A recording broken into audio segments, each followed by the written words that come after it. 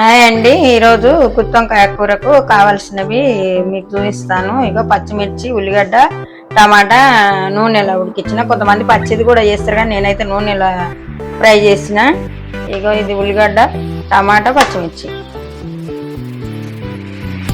Mixie పట్టుకోవాలి. ఇగో కొబ్బరి పొడి కొద్దిగా దూరగా వేపుకోవాలి.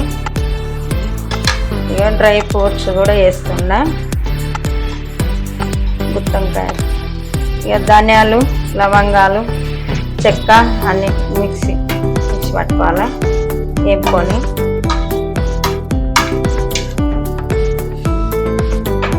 ఇంకా మసాలాలు అన్నీ వేసినాక ఇక ఒక స్పూన్ కారము, అంటే మసాలాలు కూడా పడ్డాయి కదా దాంట్లో, ఒక స్పూన్ కారం మొత్తం ఇట్లా మిక్సీ పట్టుకోవాలి. మిక్సీ పట్టుకున్నాక ఇప్పుడు కోసిన వంకాయలు ఉన్నాయి కదా, కోసి వంకాయ ముక్కలు ఇట్లా 4 ముక్కలుగా చేసుకొని ఉప్పు నీళ్ళలో వేసుకున్నా.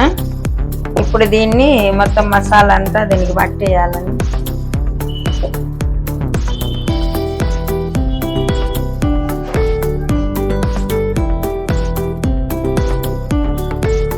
ఇట్లా నింపుకోవాలి మొత్తము.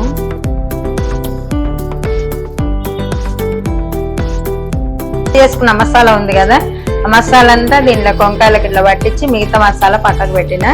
ఇప్పుడు పొయ్యి ముట్టించి కావలసిన అన్నీ వేసుకుందాము. ఇక అన్నీ నూనె పోసుకుంటున్నా ముందు. ఇక మంచి నూనె 3 పావులు పోసిన మంచి నూనె. ఇలా కావలసినవి వేసుకున్నాము.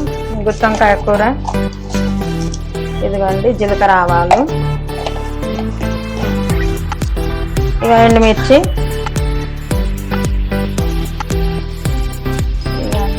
కొంచెం వేసుకుంటే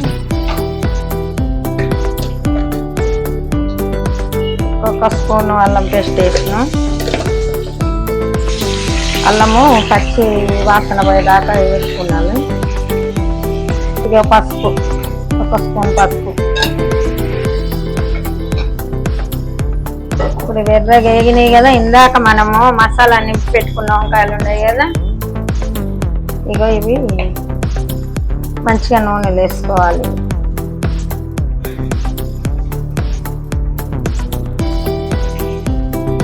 మంచిగా ఇట్లా కలుపుకోవాలి. వేసినాక వంకాయలు వేసినాక, అంటే ఇది నూనెల మీద మంచిగా ఉడకాలి కదా. కొద్దిగా సన్నగా మంట పెట్టుకొని కాసేపు మూత పెట్టేది. ఇక ఒకసారి మళ్ళీ తీసి దీన్ని కలుపుకుని ఉందాము. ఇక ఇట్లా కలిపేసుకోవాలి. మళ్ళీ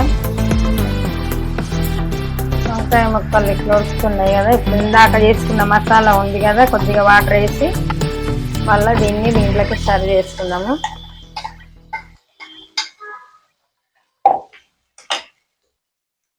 కొంచెం వాటర్ వేసుకొని ఇంకా మళ్ళీ మొత్తం ఒకసారి కలిపేసుకుందాం.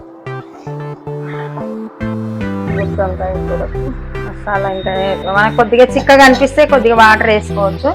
ఇంకా నేనైతే ఆపేస్తున్నా వాటర్. ఇక మళ్ళీ ఒకసారి కలుపుకుందాము ఇంతవరకు ఉడికిందని. ఇక ఇట్లా నూనె పైకి వచ్చేంత వరకు మంచిగా ఉడికించుకోవాలి. ఇక మసాలా వంకాయ రెడీ. కొద్దిగా కొత్తిమీర వేసి ఒక 2 నిమిషాల నుంచి తీద్దాము. కొద్దిగా కొత్తిమీర వేస్తున్నా.